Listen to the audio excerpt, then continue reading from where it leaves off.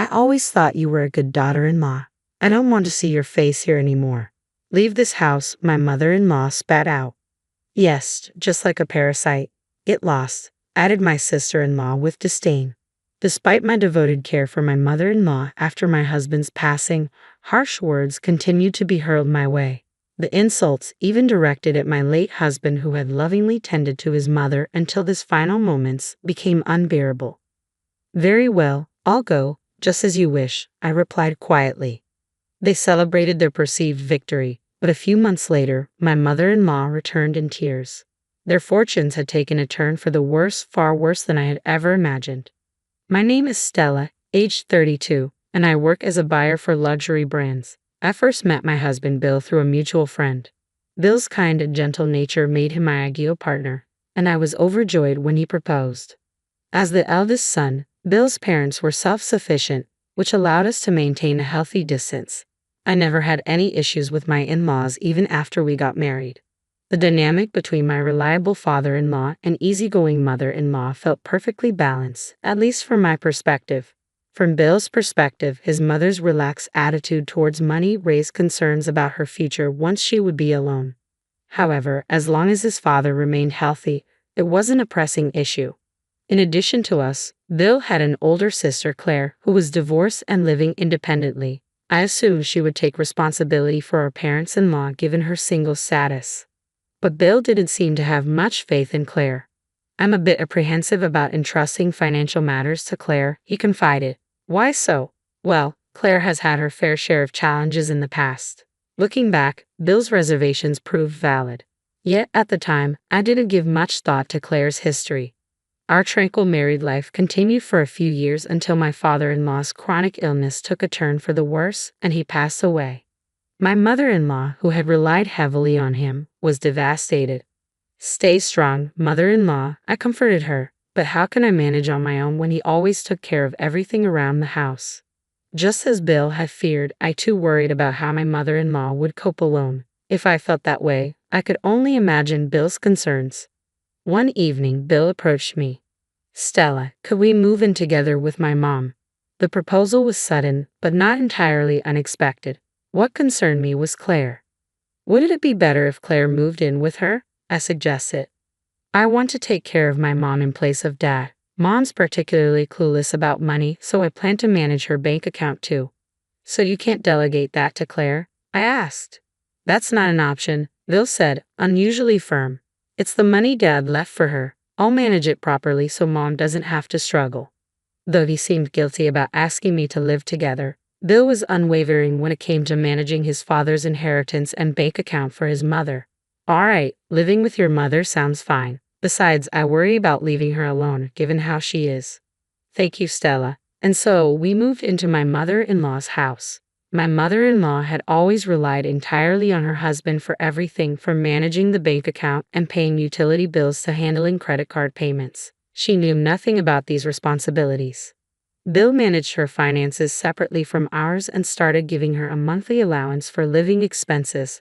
Part of his duties included cautioning her whenever she was about to fall for a suspicious door-to-door sales pitch or being pressured by acquaintances to buy expensive cosmetics.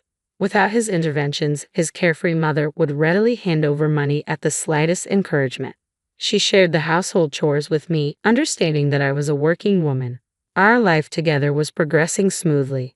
However, our tranquil life came to an abrupt end when Bill collapsed at his workplace. He had been overworking during a particularly busy period at his job and shared the same chronic illness that had afflicted his father.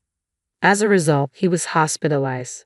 His mother and I visited the hospital daily, but there was no sign of improvement in Bill's condition.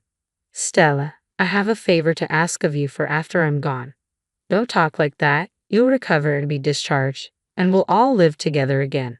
I knew this day might come, having inherited the same disease as my father, he said, resigned.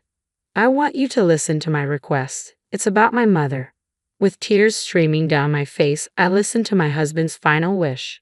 Bill passed away a few weeks later. Keeping busy with notifying everyone who knew him and arranging his funeral helped me distract myself from the grief of losing my husband. It wasn't until everything had settled down that I remembered what Bill had asked me to do. There was no time for mourning. Now, it was my turn to take care of his mother and fill Bill's role. Mother-in-law, I'm sorry for the chaos until now. From now on, I'll handle the finances and pay the bills. I'll provide you with your living expenses just like before. Stella, even without Bill, are you going to stay with me? She asked. Of course, Bill asked me to take good care of you, so please let me stay and help. Bill said that, huh? My mother-in-law replied, her eyes filling with tears. If you need further adjustments or have more text to correct, feel free to let me know. I feel bad for burdening you with the finances when you're also busy. No, keeping busy actually helps me cope. However, Claire, my sister-in-law, was not happy about me continuing to live there. When she discovered I was managing the finances, she stormed into our home. Why is Stella, who's essentially a stranger now that Bill's gone, still living here? And isn't it strange that she's managing the finances? Before he passed away, Bill asked me to take care of Mother and handle the finances. You're just saying that because it suits you, aren't you? No, it was Bill's wish. What, just because you mentioned Bill's name? Despite her dissatisfaction, Claire backed down for the time being, only to return to her house in a frenzy the following week. Stella, I saw you. You're having an affair. I saw you entering a man's designer shop and dining at a high-end restaurant with a man. Stella, you're spending our money on your lover, aren't you? That's not true. I'm not doing anything like that. No more excuses. How heartless can you be, moving on to the next man so soon after Bill's passing? You agree with me, don't you, Mom? Mother-in-law, completely believing Claire's words, began to view me with suspicion. Stella, so that's what it was. No, that's not it. I'm here because of Bill's wishes. As I tried to explain, Claire interrupted. Don't use Bill as an excuse while having an affair. You're the worst. Silence. I was met with cold stares from both my mother-in-law and Claire. My mother-in-law said harshly, I really misjudged you. I thought you were a good daughter-in-law, until now. I don't want to see your face anymore. Get out of this house. Claire added triumphantly, that's right, get out of here, you parasite. If I give up now, I would be disregarding Bill's wishes, I thought, enduring their words. My mother-in-law and sister-in-law seemed to take pleasure in their relentless onslaught as I stood there, determined to honor Bill's last request. Why on earth did Bill even choose someone like you, Stella? He's always been a bit too trusting, hasn't he? Well, we can't really say, can we? For all we know, Bill might have just been saying he's managing Mom's money while really using it for his own needs. Despite their cruel words against Bill, who cared for his mother until his dying breath, I'd had enough. I might be able to bear insults against me, but I can't stand you speaking ill of my late husband Bill. I'm so sorry I couldn't keep my promise. I apologized to Bill in my heart, then turned to my mother-in-law and sister-in-law. Fine, I'll leave as you wish. As I said this, their faces lit up with joy. Finally realize you're the outsider, huh? And don't forget to leave the checkbook behind, of course. But 3 months after cutting ties with them, my mother-in-law called me. Stella, I got a notice that my card payment didn't go through. What does that mean? Despite her incompetence in handling money, my mother-in-law ignored this and continued to berate me. We've never had this problem before. Ever since you left, the money has suddenly disappeared. So it didn't, you. What? This isn't something we can solve over the phone. Come over here now, she said abruptly, then hung up. If you need further adjustments or have more text to correct, feel free to let me know. I had no choice but to go to her place. When I arrived, my mother-in-law and sister-in-law were waiting for me. Ignoring my mother-in-law's anger, I logged into the online banking system and showed her the account balance. Here's the statement. As you can see, the balance never went into the negative while I was managing it. Can you guess why? What? Isn't that because you were saving money? You're not exactly known for being good with finances, are you? The balance stayed positive because I was depositing $1,500 each month for living expenses. Living expenses? You've been depositing money for that? Ever since Bill was alive, we always handled it that way. We agreed that paying a bit more than our share of the rent while living together would help preserve my mother-in-law's savings. Bill was. Even after Bill passed away, I honored his wish and continued to contribute the same amount from my salary. Of course, after being kicked out of the house, I stopped paying. Then, I showed her the statement after I left. And here's the statement after I left. Over $1,500 have disappeared. It seems someone has been living quite lavishly. I haven't changed my lifestyle at all. Then maybe Claire has been using it, I speculated, glancing at my sister-in-law and scrutinizing the statement details. According to these transactions, the money was spent at upscale boutiques and fancy restaurants. These don't seem like your usual expenses, Claire. Do you know anything about this? I honestly have no idea. I don't think anyone else could have used it. Is there someone else involved? I questioned. What? Claire responded defensively. You might have secretly made a family card or something. After all, the places where money has been used are the same high-end shop and restaurant where I saw you. Even after leaving the house, you're still coveting mom's money. You're so greedy. Enough. I was at that shop for work reasons. Miata restaurant was for a business meeting and discussion with the shop owner. For work? You could have said that earlier, you know, I said, while checking the statement. I called the owner of the shop. Yes, it was last Friday. The product's name is.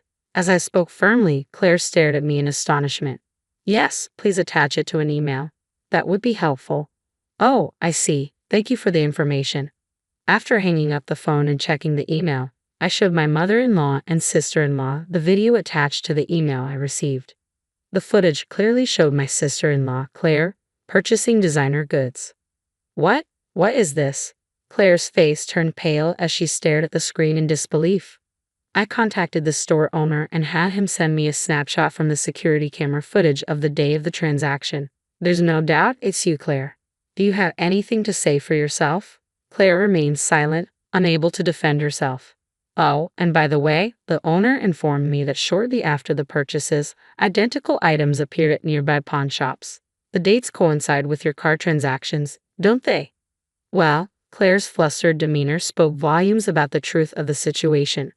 My mother-in-law asked curiously, why would anyone buy something only to immediately sell it? Such a hassle. In Claire's silence, I answered, she needed cash, didn't she? If she withdrew the money directly, it would point directly to her. So she tried to frame me by choosing a store I frequent. Claire remained silent, unable to refute, though my mother-in-law still harbored doubts. But why did she need so much money? It was to repay debts, I added, repeating Claire's whispered admission. It seems Claire hid this from you, but wasn't her divorce due to her debts? Even before they married, Bill often worried about Claire borrowing money from him. He lamented her unchanged spendthrift habits even after their marriage. Debts, you say? At that moment, my mother-in-law seemed to realize something. My late husband's inheritance. Claire was entrusted with the passbook for the account holding the inheritance, wasn't she? Don't tell me. My mother-in-law's question prompted me to check the balance of the account holding my father-in-law's inheritance. The balance is zero. Zero? All of it was withdrawn a few days after I left. No way, my mother-in-law began to falter while Claire cried out in defense. I had no choice. The deadline for my debt repayment was looming. I thought if it was me, his daughter, using it, my father would forgive me. That money was left to me by my husband, Claire. You received your share of the inheritance, didn't you? Yet you spend even your mother's money. You're the real parasite. I'm cutting ties with you. Oh wait, we agreed that I stay here till Stella's gone, remember? If I live with a daughter like you who can't control her spending, I'll end up broke too. First of all, you need to repay all the money you took from me. With that, my mother-in-law practically threw Claire out. However, whether this was the right choice, we do not know. After Claire was evicted, she became difficult to reach, and she never recovered any of her spent inheritance from her husband. My mother-in-law, who could have lived comfortably in her later years, now leads a frugal life alone. Claire managed to repay her debts but struggled to break free from her spending habits, quickly accumulating new debts. She's now dodging debt collectors, constantly moving from place to place. Since leaving my husband's family home to live on my own, I've finally begun to accept Bill's death. The outcome was far from what Bill intended, but I have no regrets. In his last will, Bill told me, what matters most to me is Stella's happiness. By distancing myself from my disrespectful in-laws who disregarded Bill's wishes, I've preserved his memory. I'm confident Bill would understand and support my choice. Moving forward, I intend to cherish the joyful memories I shared with Bill and live at a gentler pace.